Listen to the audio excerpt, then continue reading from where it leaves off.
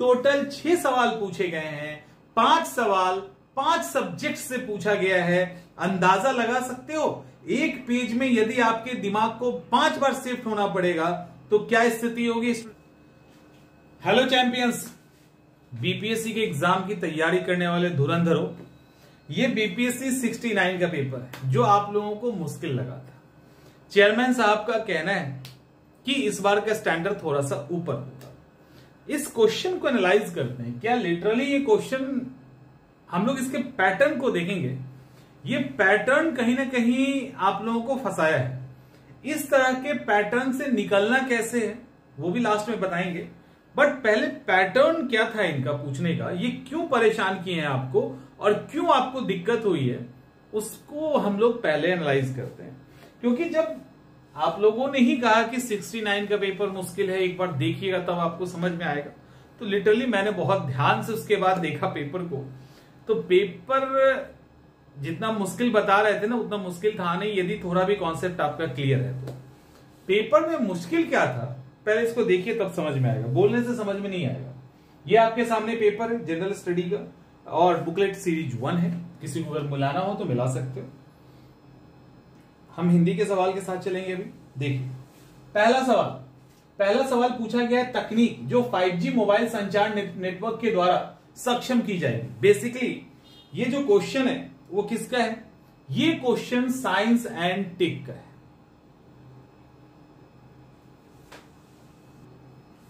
इसके बाद दूसरा सवाल, अब इसको आप क्या कहोगे वो देख लो। कैसनी, जूनो, आर्टेमिस और वेरिटास, ये सवाल है। अब ये मिशन था, ये किसके लिए है, ये भी साइंस एंड टेक का सब्जेक्ट है। 2 क्वेश्चन साइंस एंड टेक से। फिर इसके बाद एक सवाल पूछा गया है, लिनेन, जटा, मोहायर और डाउन, ये अलग अलग चीजों से, ये कपड़े का टाइप है जिससे उत्पत्ति होती है, ये सवाल है। अभी देखिए पहले, क्योंकि ये साइंस से स्टार्ट हो गया तो थोड़ी क्लियरिटी में दिक्कत होगी, बट आगे देखो यहां पे बायो का सवाल। तो एक ही पेज में 2 इन्होंने साइंस एंड टेक के सवाल दिए। एक सवाल इसको मिसलेनियस कह सकते हैं, इसको साइंस का भी सवाल कह सकते हैं, ये ज्योग्राफी का भी हो सकता है, इकोनॉमिक्स का भी हो सकता है। तो एक चलिए एक मिसलेनियस सवाल है। उसके बाद सीधा सवाल है किससे, बायो से। एक पेपर, एक पेज और 3 तरह के सवाल, 3 सब्जेक्ट के सवाल, ठीक है। इसके बाद कंप्यूटर की बात की गई, कंप्यूटर भाषा, तो कंप्यूटर फिजिक्स का पार्ट है, साइंस एंड टेक में भी चला जाता है। इसके बाद हाल ही में समाचार पत्र में देखी गई चैट जीपीटी में जीपीटी का फुल फॉर्म क्या है। करंट अफेयर्स को मिक्स कर दिया गया है साइंस के साथ, तो ये करंट अफेयर्स का बेसिक सवाल है। यानी ये कंप्यूटर की भाषा कौन है, इससे सवाल है। ये प्योर कन्वेंशनल सवाल है, फिजिक्स का ही चलो। और दूसरा करंट अफेयर्स का उठा लिया गया। तीसरा सवाल देखिए कैसे वेरिएशन है। तीसरा सवाल, कौन सा जीव के स्वाद नहीं है, सीधा क्या, बायो का सवाल। अब देखो कैसे कैसे ये पूछ रहे हैं। अभी पहला सवाल साइंस फिजिक्स से पूछा, दूसरा करंट अफेयर्स का सवाल था, तीसरा बायो का सवाल है, उसके बाद चौथा ये भी बायो का सवाल है। 5वां, ये सवाल जो ब्रह्मांड में पल्सर होता है, ये फिजिक्स के अंदर भी आता है, उसके खगोलकी का सेक्शन है। और दूसरा ये जो सवाल है वो यूनिवर्स यानी ज्योग्राफी का भी सेक्शन है। इसके बाद नीचे आइए, प्रयोगशाला में विकसित हीरे LGD के संदर्भ में हीरे के बीज के रूप में किसका उपयोग किया जाता है। ये जो सवाल है ये केमिस्ट्री का है, ठीक है। आगे देखते हैं क्या है। HMX का फुल फॉर्म क्या है, एक फुल फॉर्म पूछा गया है। ये भी केमिस्ट्री का सवाल है। करंट अफेयर्स, अक्टूबर 2022 में लॉन्च किए गए टेस्ला के ह्यूमनॉइड रोबोट का नाम क्या है, ये करंट अफेयर्स का सवाल, ठीक है। अब इसके अंदर एक केमिस्ट्री का सवाल आ गया, एक ज्योग्राफी या फिजिक्स का सवाल है, फिर उसके बाद करंट अफेयर्स का भी सवाल है। तो ये सवाल यहां पे पूछे गए। बुलेट प्रूफ जैकेट बनाने में किस फाइबर का यूज किया जाता है, पूछा गया है। चलो आगे, मैनहट्टन परियोजना क्या है, ये एक सवाल है। अब नीचे देखिए, अवतल दर्पण, उत्तल और अवतल फिजिक्स में भी पढ़ सकते हैं और ये बायो का भी है, तो ये बेसिकली फिजिक्स का सवाल है। उसके बाद फोटो इलेक्ट्रिक सेल किससे किसको कन्वर्ट करता है, तो ये भी फिजिक्स का सवाल है। इसके बाद विलयन और विलायक की बात की जा रही है, जो प्योर केमिस्ट्री का क्वेश्चन है। आगे आते हैं। इसके बाद जस्ट कोविड की बात की गई, कोविड टीका की बात की गई, ये बायो का सवाल। फिजिक्स, केमिस्ट्री और बायो तीनों का कॉम्बिनेशन एक साथ। चलो आगे। बिजली का कुचालक कौन है, फिजिक्स का सवाल।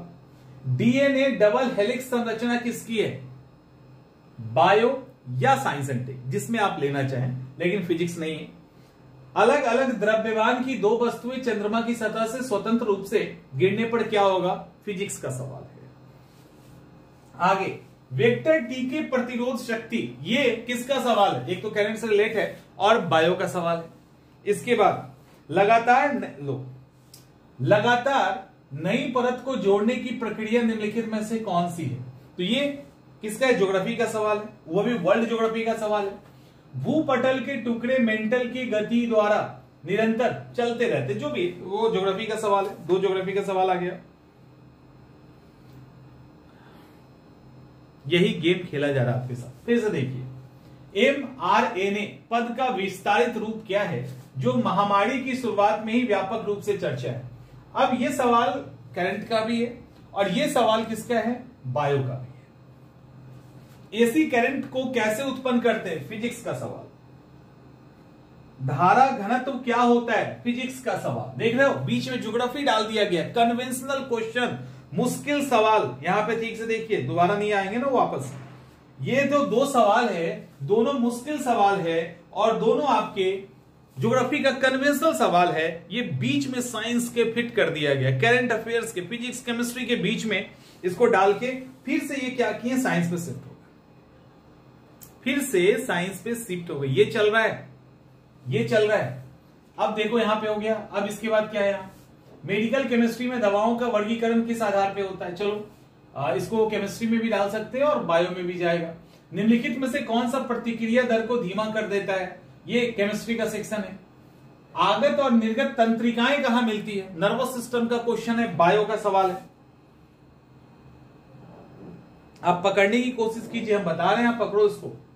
उसके बाद शिप ब्रेक टूरिज्म के संदर्भ में सुंची रीफ, एमी शॉल, ग्रांडे द्वीप, ये सब पूछा गया। इस पे जो मलबा था उसका पता लगाया, ये स्थान कहां पे है, करंट अफेयर्स का सवाल है।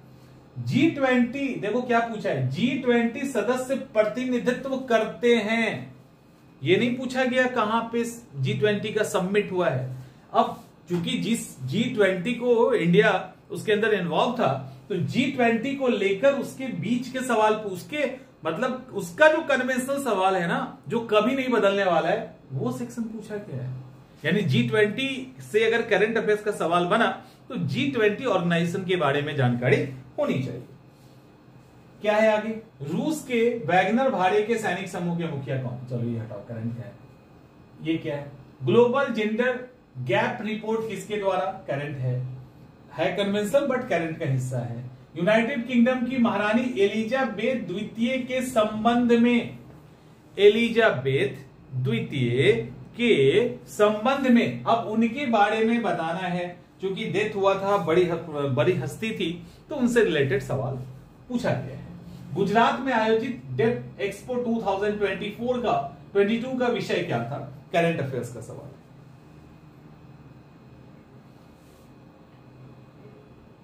करंट अफेयर्स को भी हम हटा देते हैं, क्योंकि करंट अफेयर्स बीच में रहेगा ना तो आप लोगों को दिक्कत होगी। चलिए यहां से, नेट मीटरिंग को कभी कभी समाचार पत्रों में किसके प्रचार के संदर्भ में देखा जाता है, करंट अफेयर्स भी है और ये क्वेश्चन अप्लाइड सेक्शन है, जो बताता है कि बीपीएससी किस तरफ जा रही है। इसके बाद देखो यहां पे फिजिक्स का सवाल, मैजेंटा, टील, मोव, सियान, फिजिक्स का कूट मिलाइए। करंट में फिजिक्स ऊपर में चल रहा था साइन, फिर आ गया। गहरे समुद्र में डूबने वाली उस पनडुब्बी का नाम बताओ जो टाइटेनिक जहाज के पोतावशेष के दौरान फट गई थी, करंट का सवाल है, करंट का सवाल है। और यहां कौन सा सवाल था, यहां कौन सा सवाल है? यहां फिजिक्स का सवाल है। मतलब कुल मिला के आपको पागल बनाने का सिलसिला चल रहा है, ठीक है। अब इसको हम ठीक कैसे करेंगे उसको देखते हैं। इसके बाद क्या है, अलग अलग फैशन है उससे रिलेटेड, यहाँ पे उसके वो किससे रिलेटेड है वो पूछा गया, मिसलेनियस सवाल है। आगे है और कुछ।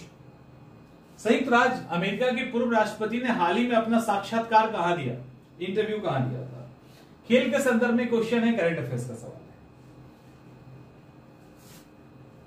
मैं सब्जेक्ट पे, हाँ। इसके बाद गृह मंत्रालय का एक है, ये भी करंट अफेयर्स का सवाल है। किस राज्य सरकार ने गिद्धों को लेकर, करंट अफेयर्स का सवाल है। 10 कैप्टिव नस्ल एशियाई विशालकाय कछुए, मुख्य भूमि एशिया में सबसे बड़ी कछुआ प्रजाति में से एक है, किस राष्ट्रीय उद्यान में छोड़ा गया था? करंट अफेयर्स का सवाल है। ये सवाल देखो, हाल ही में किस देश ने फिर से अरुणाचल प्रदेश को भारत का अभिन्न अंग घोषित किया? करंट अफेयर्स का सवाल है। ये भी करंट अफेयर्स का सवाल है, ये भी करंट अफेयर्स का सवाल है। चलो करंट को भी हम छोड़ेंगे, आपको सिर्फ सब्जेक्ट पर टिका के रखेंगे, जिसके कारण आप लोगों को आसानी होगी। कोई भी करंट का सवाल ले लेते, हाल वाले को हटाओ, अभी हाल के चक्कर में रहेंगे तो गड़बड़ हो जाएगा। हाँ। अब आ जाइए, देखिए कमाल, फिर से कमाल देखिए क्या हुआ है। सवाल क्या है? सिंधु घाटी सभ्यता, ठीक से देखो, इंडस वैली सिविलाइजेशन, यही सवाल है ना। इंडस वैली सिविलाइजेशन से यानी एंशिएंट हिस्ट्री से सवाल है। अब देखिए एक ही पेज पे भी है। दूसरा ये यहां देखो सवाल क्या है कि इनमें से कौन सा जानवर सिंधु घाटी सभ्यता के लोगों को नहीं पता था? दिख रहा है? अब देखिए इनमें से कौन सा यूनेस्को विश्व धरोहर स्थल नहीं है? एंशिएंट हिस्ट्री से कोई रिलेशन है इसका? कोई रिलेशन है तो बता दीजिए। चलिए दूसरा हो गया। तीसरा लो, पॉलिटी, भारतीय संविधान में राज्य के नीति निर्देशक तत्व किस संविधान से लिए गए? चलो किस देश के? सिक्किम पॉलिटी। अब हो गया, ठीक है। अब देखो निम्नलिखित में से कौन सी मुद्रा सबसे महंगी है? यूरो, पाउंड, यूएस डॉलर, इनमें से कोई नहीं। चलिए और आगे, बिहार सरकार ने किस वर्ष तक कार्बन उत्सर्जन को कम कर बिहार राज्य को प्रदूषण मुक्त की योजना बनाई है? एक पेज, इसीलिए ना कुछ चीजों को एक साथ करना चाहिए, इसलिए मैंने करंट को स्किप किया है। अब देखिए, पहला एंशिएंट हिस्ट्री, दूसरा इसको आर्ट एंड कल्चर मिसलेनियस जहां डालना है डालिए, तीसरा पॉलिटी का सवाल है, चौथा इकोनॉमिक्स का सवाल है और पांचवा बिहार करंट अफेयर्स का सवाल है। टोटल 6 सवाल पूछे गए हैं, 5 सवाल 5 सब्जेक्ट से पूछा गया है। अंदाजा लगा सकते हो, एक पेज में यदि आपके दिमाग को 5 बार शिफ्ट होना पड़ेगा तो क्या स्थिति होगी स्टूडेंट की? तो ये माइक्रो एनालिसिस होता है, बिना इसके स्ट्रैटेजी आप बनाएंगे तो वो रिस्की है। चलिए आगे, भारतीय कला में स्तूप, चैत्य और Bihar, ancient history, Bihar ancient history, भारतीय कला, इंडियन एंशिएंट हिस्ट्री। अब बिहार का हिस्ट्री माने बिहार का आर्ट एंड कल्चर, सुजनी जो होता है वो क्या है? आर्ट एंड कल्चर, एक कढ़ाई है बिहार में। फिर बिहार की हिस्ट्री, वो एक सवाल क्या था यहां देखो, स्तूप कला, चैत्य, एंशिएंट हिस्ट्री इंडिया का, ये बिहार का आर्ट एंड कल्चर। इसके बाद विक्रमशिला यूनिवर्सिटी से रिलेटेड बिहार का आर्किटेक्चर, क्योंकि बिहार वर्ड का यूज कर दिया गया है। अब आगे देखिए, बाबर के आने पे मिडावल हिस्ट्री, किस बंदरगाह पे मुगल काल के दौरान बाबुल कब्बा मक्का कहा जाता था? चलो उसका, अष्ट प्रधान, एंशिएंट हिस्ट्री। अब इसी एक में आप एंशिएंट हिस्ट्री देख रहे हो, बिहार आर्ट एंड कल्चर देख रहे हैं, बिहार के का आर्किटेक्चर से रिलेटेड सवाल है, उसके बाद मुगल से सवाल है यानी मिडावल हिस्ट्री से सवाल है, और आप अष्ट प्रधान जैसे सेक्शन को भी देख रहे हैं जो उसी पीरियड का है। तो कितना सवाल आ गया, समझ में आ गया? बोधिसत्व पद्म पानी की पेंटिंग कहां है? पहला। दूसरा, ये एंशिएंट हिस्ट्री का सवाल है। इसके बाद फाहियान की बात की गई है, वेनसांग की बात की गई, एंशिएंट हिस्ट्री है। चलिए आगे क्या है, चरक, ब्रह्मगुप्त, बराहमिहिर और विशाख दत्त की किताब को, एंशिएंट हिस्ट्री है। इसके बाद यहां पे फारसी त्योहार नौरोज, मिडावल हिस्ट्री। अब देखो सिद्ध योगियों इन सबको भक्ति के क्षेत्र में किसने लोकप्रिय बनाया, ये सवाल है। और इसके बाद मॉडर्न हिस्ट्री का सवाल है, मॉडर्न हिस्ट्री का सवाल है।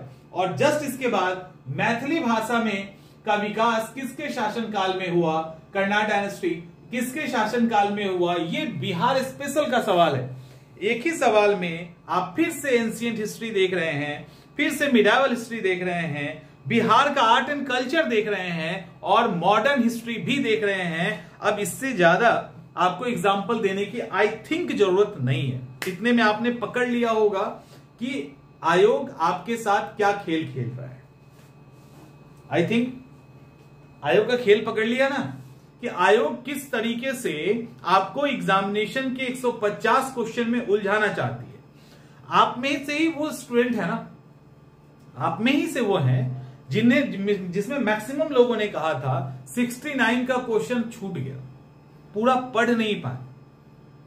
और बहुत सारे स्टूडेंट के साथ ऐसा हुआ है ना, उसमें आप भी कुछ हो सकते हैं। ऐसा क्यों हुआ, कभी सोचा आपने, कभी सोचा है? एक मिनट, कहां गया था?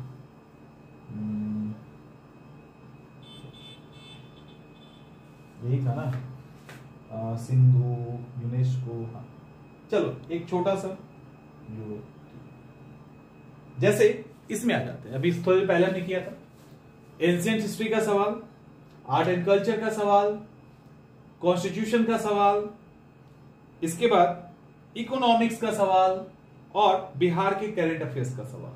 यानी 6 सवाल और 5 अलग अलग सब्जेक्ट से सवाल पूछा गया है। जब आप सिंधु घाटी सभ्यता का क्वेश्चन पढ़ के एंशिएंट हिस्ट्री को याद कर रहे होंगे, अच्छा इंडस में ऐसे ठीक है कर रहे होंगे, तब तक दूसरा क्या आ रहा है, लो यूनेस्को का विश्व स्थल धरोहर कौन है। अब आप क्या कर रहे हो, अब जहां पढ़े हो अब याद कर रहे हो कि अच्छा यूनेस्को की लिस्ट में क्या क्या था। अब दिमाग क्या हुआ, अचानक से एंशिएंट हिस्ट्री के मोड से आके किसमें आ गया, आर्ट एंड कल्चर में। यहां से आप निकले नहीं कि लोग तुरंत पॉलिटी के अंदर घुस गया दिमाग, अरे ये क्या सवाल, संविधान के नीति निर्देशक सिद्धांत।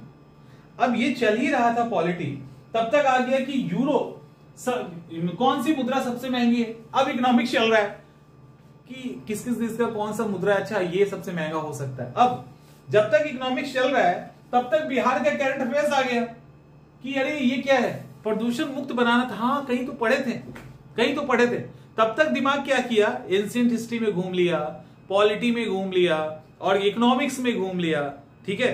और उसके बाद दिमाग कहां आ रहा है, अब आ रहा है बिहार के करंट अफेयर्स में।